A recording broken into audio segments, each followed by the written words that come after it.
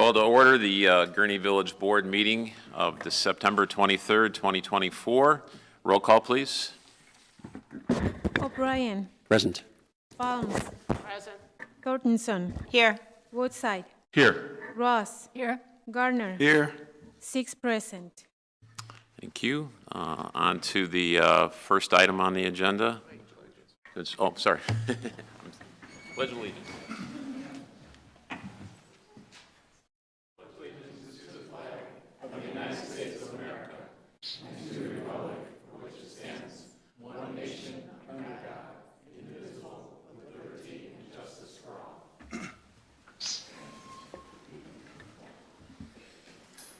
Now the first item on the agenda. Is there a motion? So moved. Motion by Trustee Balmas, second by Trustee Garner. Roll call, please. O'Brien. Aye. Balms. Aye. Thornton. Yes. Woodside. Aye. Ross. Aye. Garner. Aye. 6 aye. Motion carries. Pat? Item number 1, approval of the minutes from the September 9th, 2024 meeting. Item number 2, approval of granting a Class 9 liquor license and waiving the fee for the Warren Newport Public Library for its Library After Dark fundraising event on October 19, 2024. Item number 3, approval of payroll for period ending September 6, 2024, in the amount of $1,062,461.03. Item number 4, approval of bills for period ending September 23, 2024, in the amount of $3,920,277.66. Is there a motion to approve? So moved. Second. Motion by Trustee O'Brien, second by Trustee Garner. Roll call, please. O'Brien. Aye. Balms. Aye. Thornton. Yes. Woodside. Aye. Ross. Aye. Garner. Aye. 6 aye. Motion carries. On to C, petitions and communications.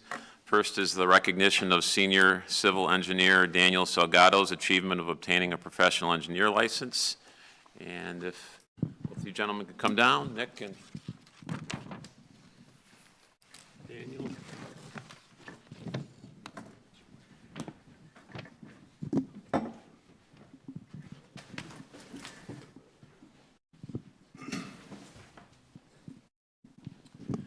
So we're not going to let the police department and the fire department have all the fun, are we, Nick? So it's only appropriate that Nick, our village engineer, gets an opportunity to recognize one of his employees as well. So, Nick?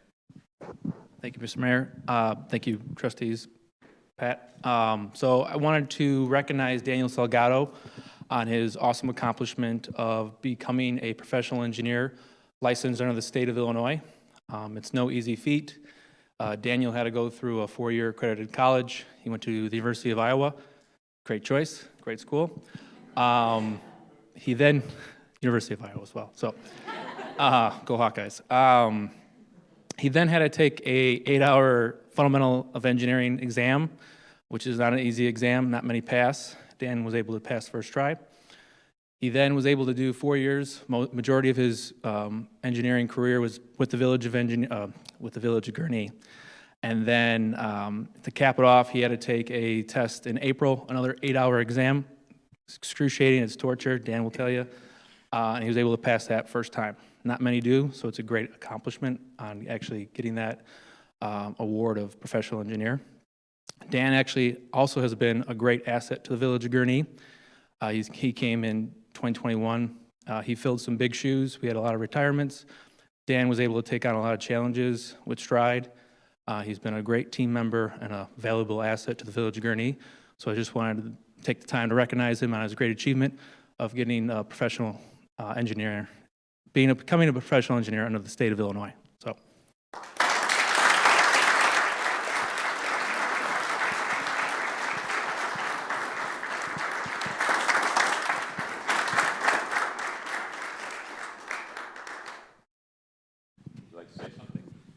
Yeah, I'll say a brief couple words. Yeah, I just want to first off say thank you to everyone who's helped me get here, especially to my parents who are here, as well as Nick and Heather, who have both given me wonderful opportunities and guidance throughout my career. And I'm just very happy to be able to work for an organization that I can go to work and be proud of everything we do, and have the support to face the challenges we come across, every day, whether that just be technical, budget, or just feasibility. So, thank you. Would you like to have your parents come down and get a picture taken? That's all right.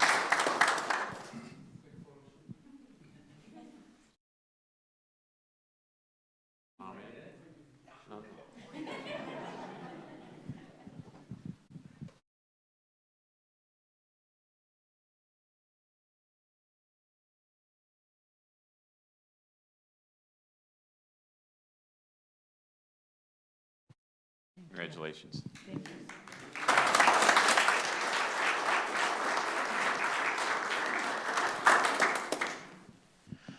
So next we have the introduction and recognition of the 2024 Gurnee Queens. We have Miss Gurnee, Morgan, I always get your name wrong. Heiss, sorry. Junior Miss Gurnee, Annabelle Herod, Little Miss Gurnee, Quinn Anderson, and Tiny Miss Gurnee, Palmer Rose Kyatt. So you couldn't guess when you look at the whole crowd. Where are they at? Oh, here they are. So why don't you guys come on up?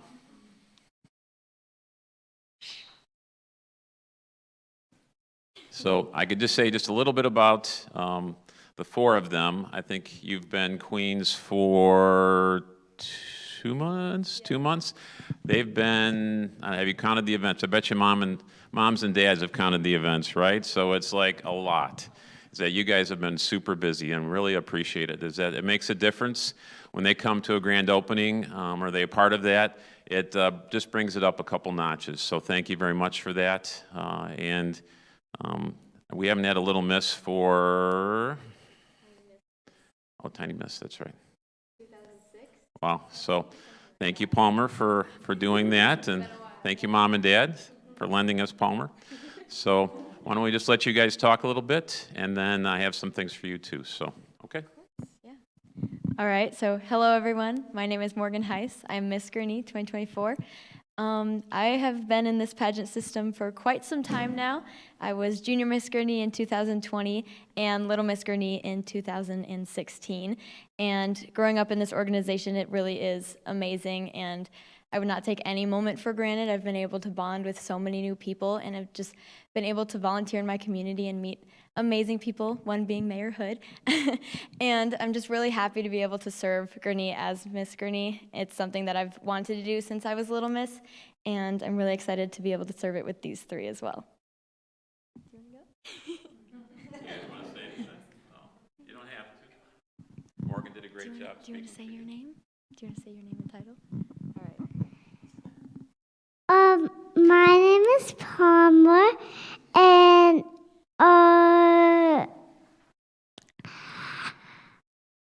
when I was a little girl, I was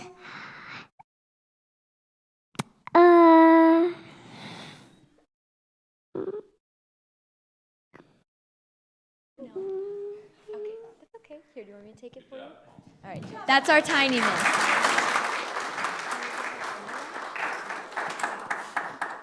and I'm 4. She's 4 years old. Yeah, that's awesome. Do you guys want to go? Say your name and title. Hi, I'm Annabelle Herod, and I'm your Junior Miss Gurnee 2024, and I used to be your Little Miss Gurnee 2021. Hi, I'm Quinn Anderson, Little Miss Gurnee 2024.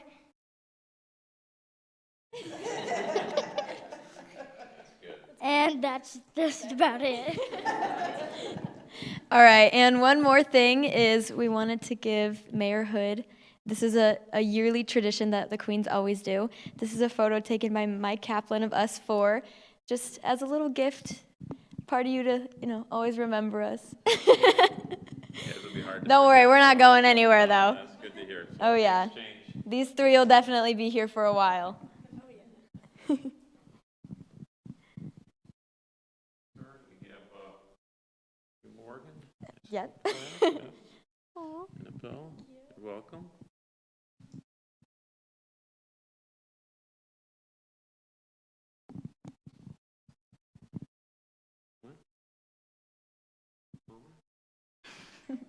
one of their opportunities is to be able to speak in public. So this is a good time as they develop their ability for poise, and it might not be the way pageants were years and years ago, but they really are more about developing like interviewing skills and poise that they're able to speak in public. So this is really an awesome opportunity for them and continues to be one. So thank you very much for all that you do. And of course, we have to have photographs, so, right? That's required. So why don't you come towards the middle? Okay.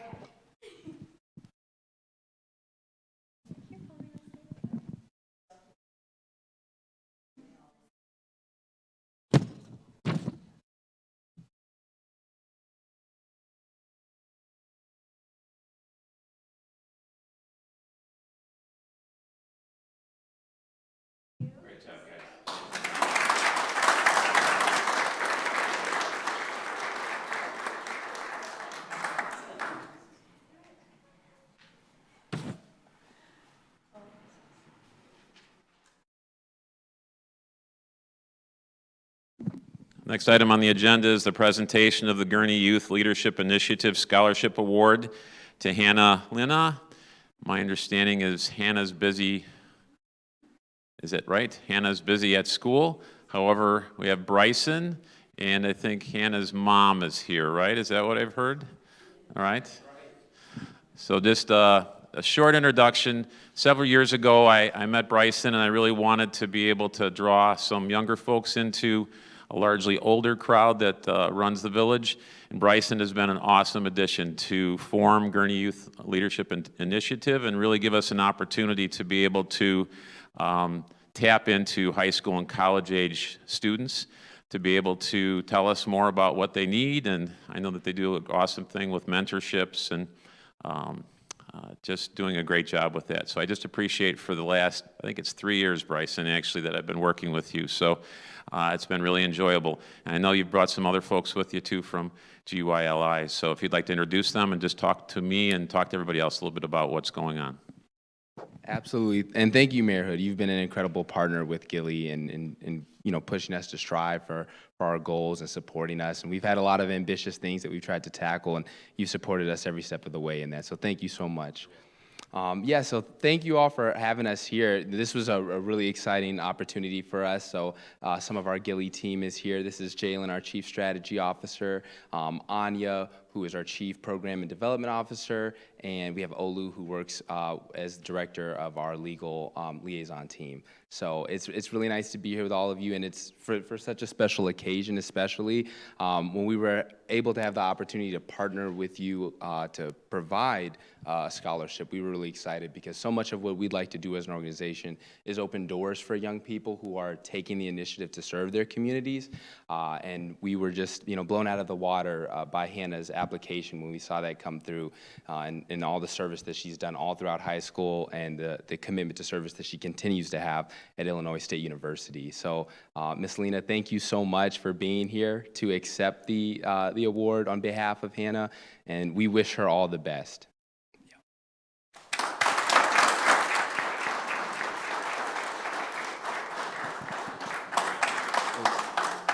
Checks come. The check's in the mail. We'll do a quick picture. Oh, sure. Right.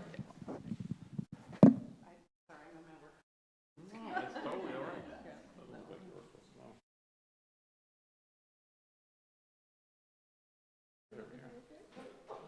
No? There we go.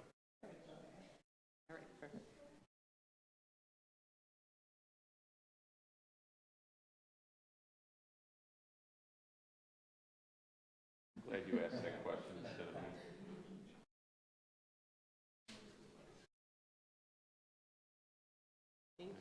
Yes, thank you guys. Congratulations. Thank you. Yes.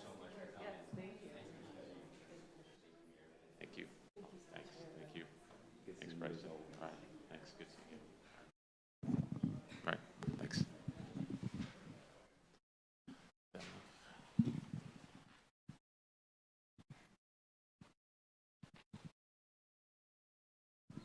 right. Okay. Back.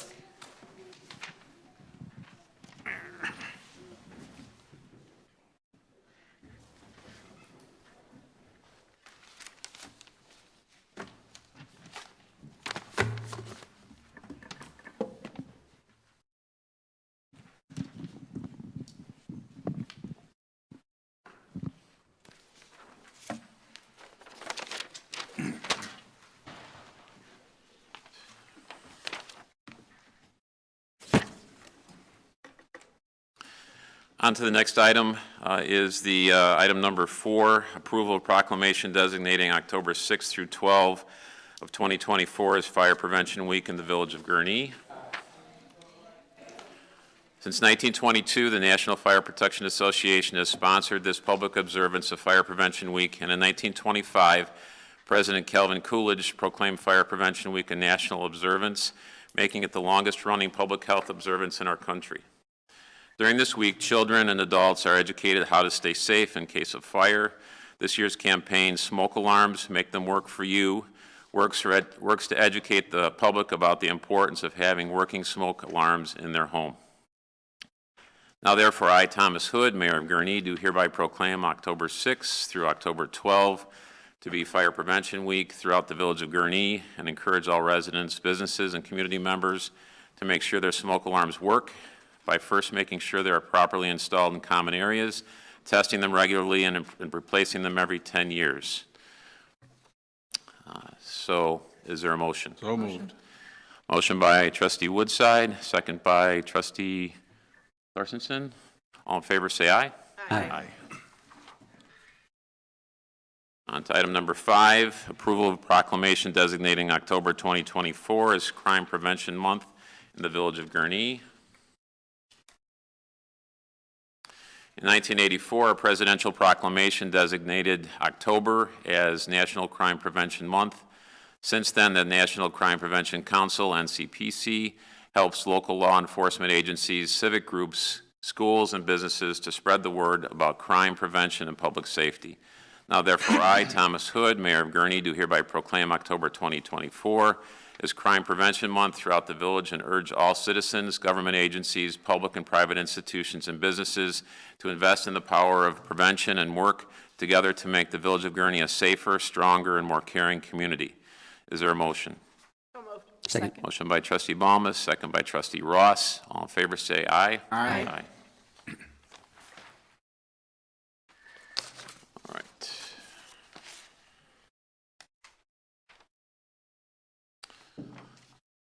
Last, item 6, approval of proclamation designating October 2024 as Domestic Violence Awareness Month in the Village of Gurnee. Domestic Violence Awareness Month was launched nationwide in October 1987 as a way to connect and unite individuals and organizations working on domestic violence issues while raising awareness of those issues. Domestic violence is prevalent in every community and affects all people regardless of age, socioeconomic status, sexual orientation, gender, race, religion, or nationality. Physical violence is often accompanied by emotionally abusive and controlling behavior as part of a much larger systematic pattern of dominance and control. Domestic violence can result in physical injury, psychological trauma, and even death. The devastating consequences of domestic violence can cross generations and last a lifetime.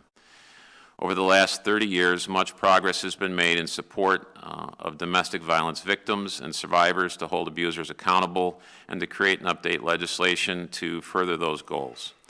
Now, therefore, I, Thomas Hood, Mayor of Gurnee, in recognition of the important work done by domestic violence programs, such as A Safe Place, Lake County Crisis Center, which has provided services to victims of domestic violence in Lake County for over 30 years, do hereby proclaim the month of October 2024 to be Domestic Violence Awareness Month in the Village of Gurnee, and I urge all citizens to participate actively in efforts to eliminate the use of personal and institutional domestic violence. Is there a motion? So moved. Motion by Trustee Second. O'Brien, second by Trustee Garner. All those in favor say aye. Aye. Motion carries.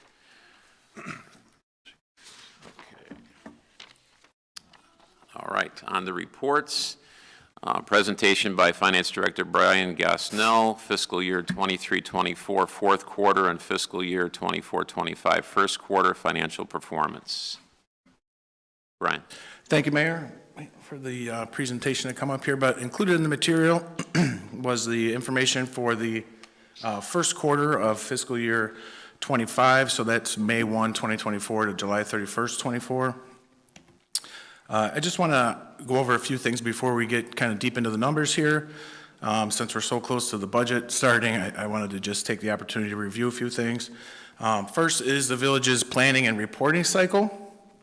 It has really kind of three categories, a bunch of elements with three categories. So under long-term planning, Staff takes their cues from the strategic plan. That's kind of how we get our input, at least long-term from the mayor and the board and the residents.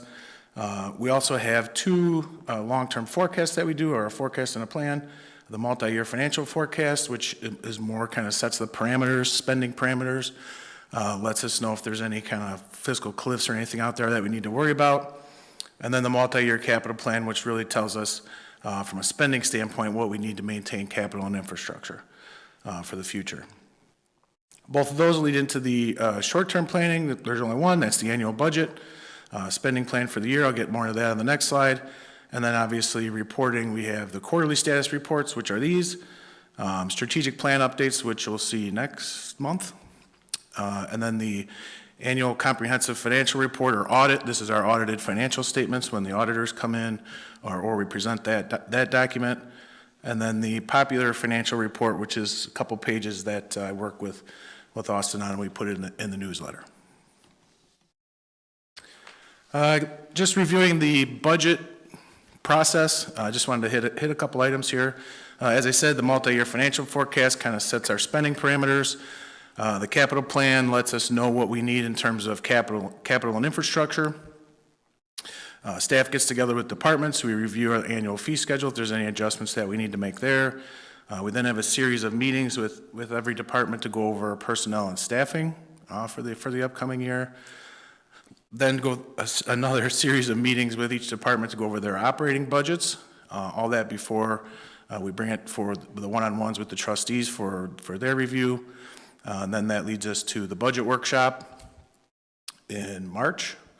We have a date that we save on the calendar for a second one in case we need it. And then that flows into the public hearing and budget approval, the first meeting in April. Obviously, fiscal year starts May 1st.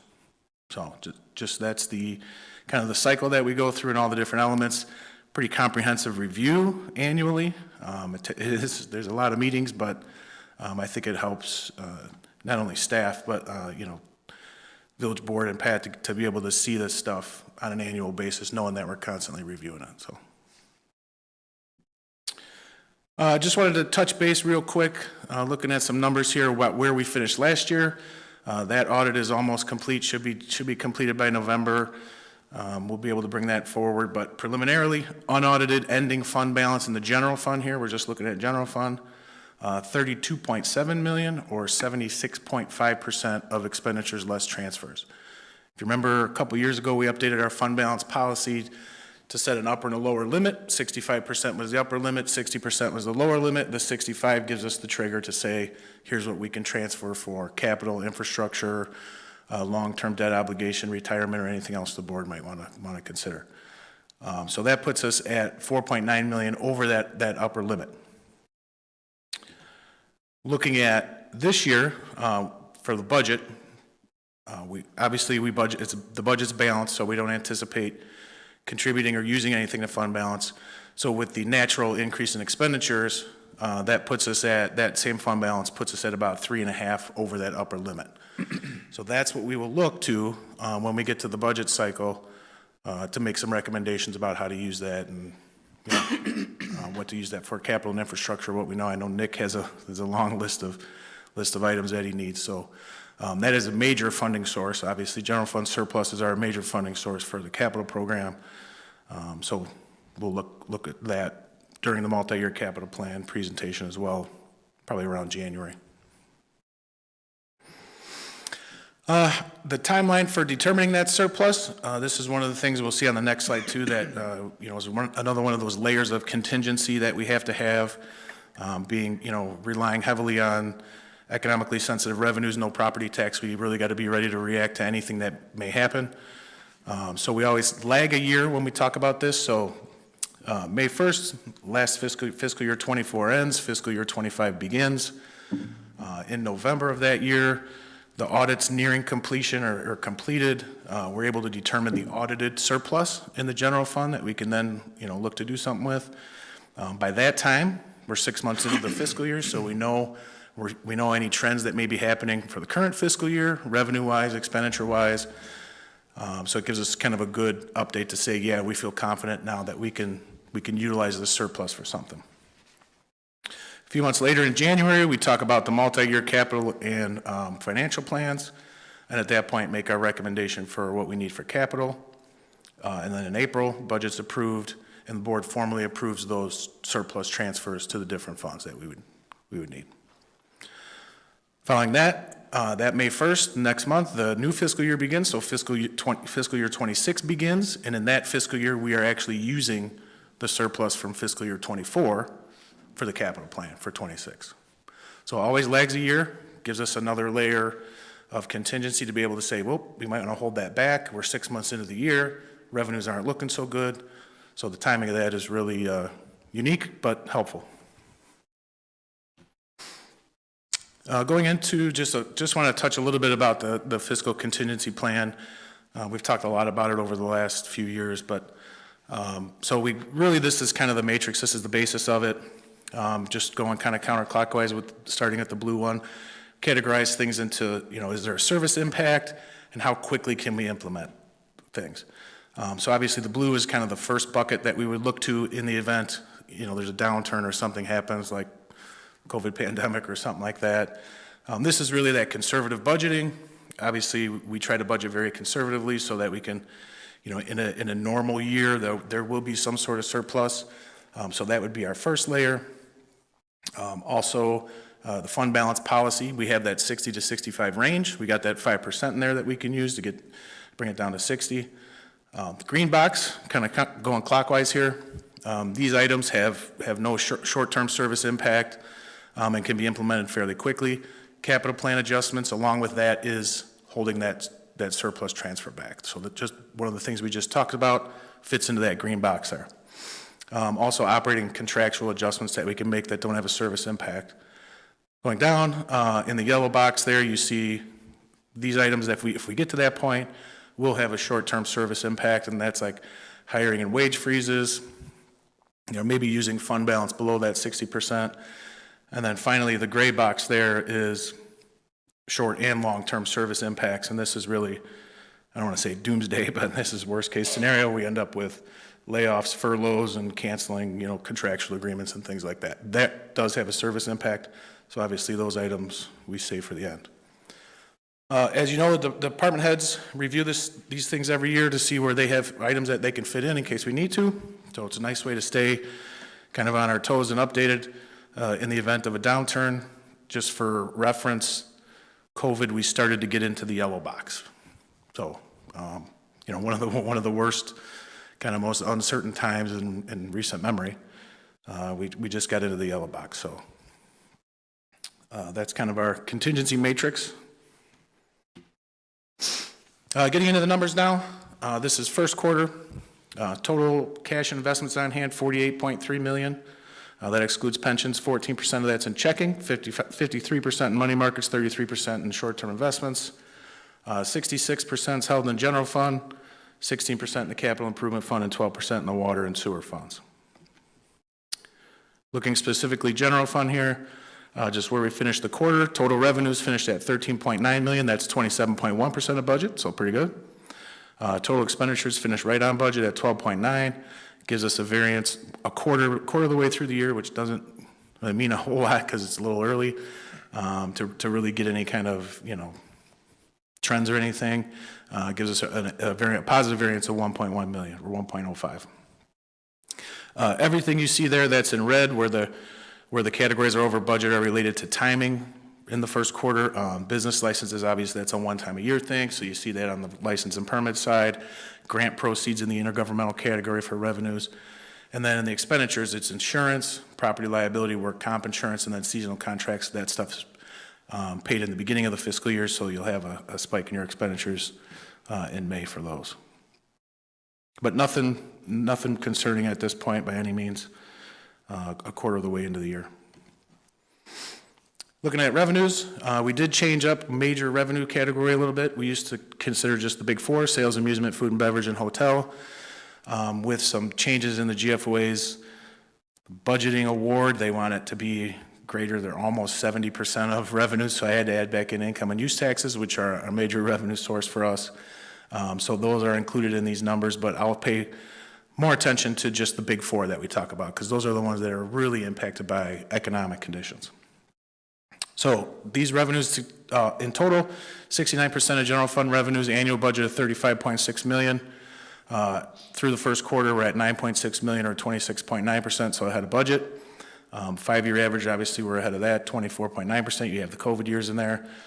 6.1% ahead of last year and 7.1% ahead of budget. So that's seasonally adjusted budget, so we adjust it for seasonality based on the prior year. So positive in major revenues in total.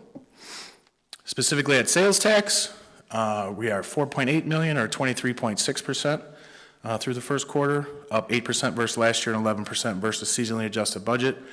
We see that come down just a little bit starting in the second quarter, but very, very strong sales tax across the board. Amusement tax, we're at $1.5 million year to date. That's 40%. Obviously, there's seasonality here, up 7.1 versus last year, but the big number is that up almost 10% versus the seasonally adjusted budget. So that takes into account the seasonality of receipts. Food and beverage, here we've seen just a little bit of lightening. We're at $726,000 through the first quarter, 27.4%, 1.9% versus last year, down 1.9%, 3% ahead of the seasonally adjusted budget. We've seen this flatten a little bit. We also have some late payers that'll make up a little bit of that, but by all accounts flat. Obviously, we budgeted conservatively, so you see that positive budget variance. Hotel tax, 25.9% of budget, $621,000, down just slightly versus last year, down 5.1% versus seasonally adjusted budget. You can see that total is about $33,000. We have a late payer that accounts for $30,000 of that. So ultimately, it's flat from the prior year and budget. Water and sewer fund, the other major operating fund, total revenues $2.2 million, 21.5%. Obviously, some seasonality here. Total expenditures, we're at 22.4%, $2.8 million. It gives us a negative variance of $537,000. That'll work itself out as the timing of the revenues come in. And then also we have the same timing issues we had in the general fund with licenses and insurance here. Interestingly, water usage is down. We had, obviously, precipitation was up in the beginning of the year. It'd be interesting to see how it comes in the last month or two here. So we'll see what that impact has. And with that, I'm happy to answer any questions you might have. Trustee Russ? I have a question about the hotel tax. What are you seeing from the hoteliers? Across the board, they're almost flat. There's not much variation really from last year so far. We did have that late payer that'll make it almost exactly flat. Up, maybe a couple points, but that's it. Just seems like not a lot of movement either way. Obviously, Great Wolf has, they're ahead of last year, but everybody else kind of flat. And I think some of the conventions and conferences and things haven't come back. Yeah, well, we might see some of that in the second quarter report. We might see a little bit of bounce from that, but I haven't seen much. Thank you. Steve Thorstensen? The 1% home rule sales tax, so that's being changed by the state of Illinois effective when? So if you're talking about the grocery tax? Yes. Yes, so the grocery tax goes away January 1, 2025. And so we'll see that impact next year. There is, we can institute that on our own if we wanted to, but we'll probably come with some recommendations here when we get through the budget cycle about how to make that revenue up. It was just shy of $2 million. 25 or 26? 26. I think it was 26, yeah. Yeah, so we got a little time. We have to have a decision made on what we want to do by July of 25 in order to, have it in effect for when the grocery tax rolls off. And what line does that fall under? That's in the sales tax number. It is, okay. Yep. Thank you. Anything to my left? You mentioned that you had some slow payers. Yep. They do pay? Eventually. Okay. With encouragement. With encouragement, yes. right, thanks, Brian, I appreciate it. On to new business, item number 1, approval of resolution 2024-06, approving the engagement letter with Clark Baird Smith LLP to provide labor and employment relations legal services. Pat? Sure. So had a memo from our HR director, Christine Palmieri, on this. Tom Dratz and Joe Steven previously provided labor relations and employment legal services to the village. They were here long before I was here. Joe Stevens retired in September 2021. Tom Dratz let us know that he is working his way into retirement.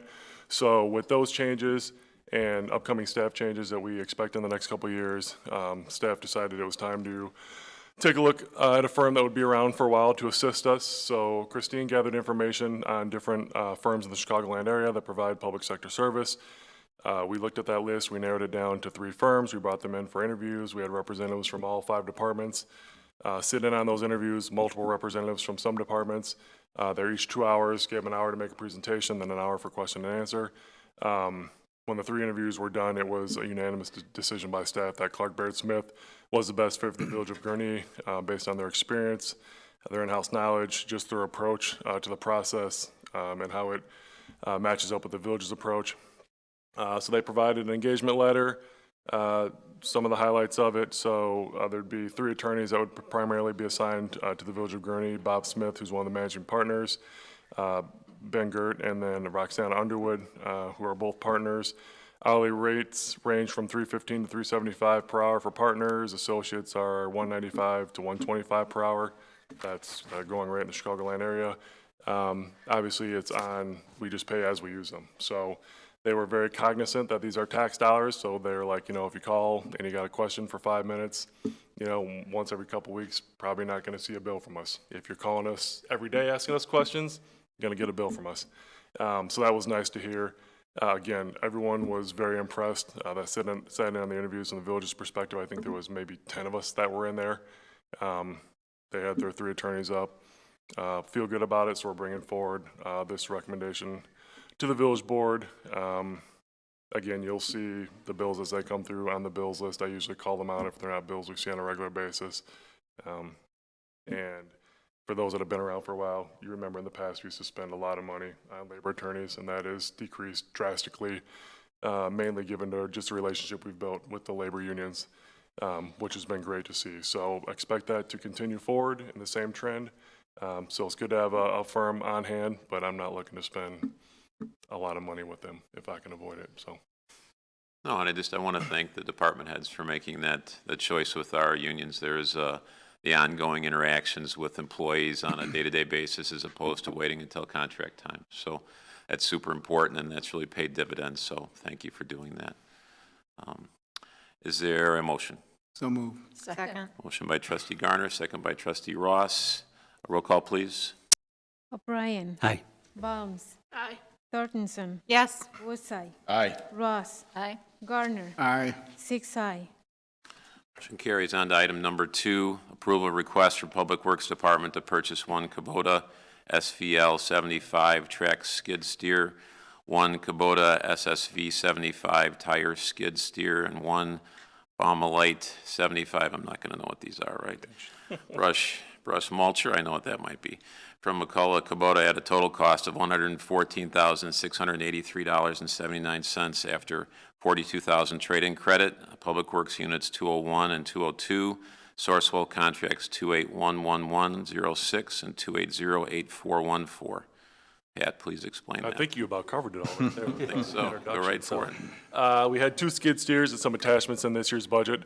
And now we have a dealership in town that we can buy skid steers from, so that was good.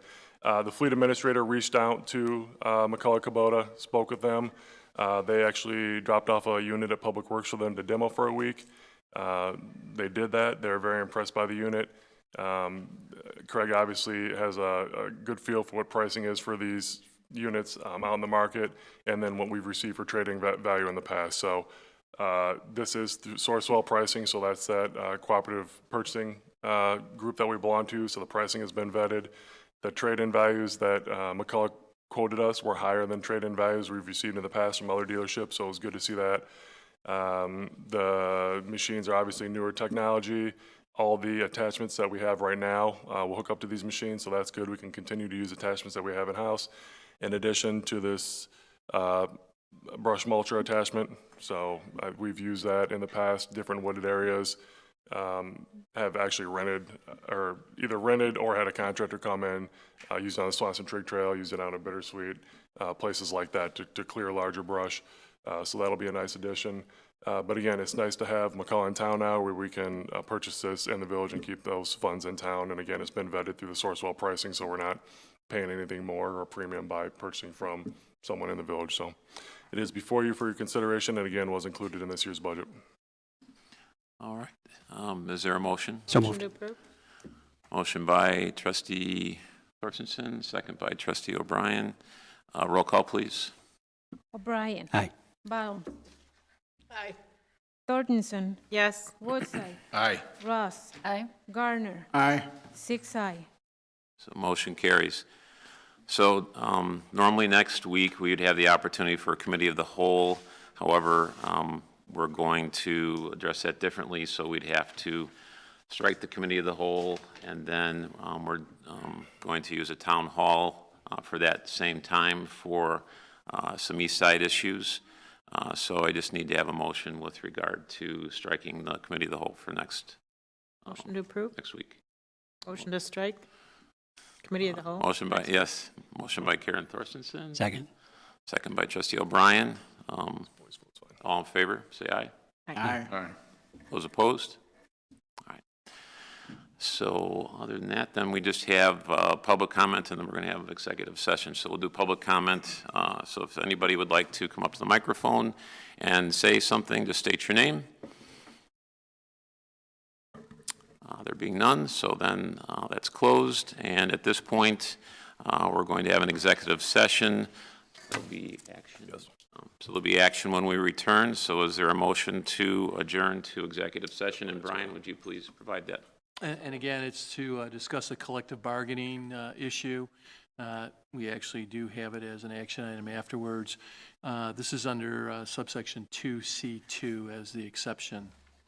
All right, so motion by trustee Balmas. Second. Second by trustee Garner. Roll call, please. O'Brien. Aye. Baums. Aye. Thornton. Yes. Woodside. Aye. Ross. Aye. Garner. Aye. 6 aye. All right, thanks. We'll be back.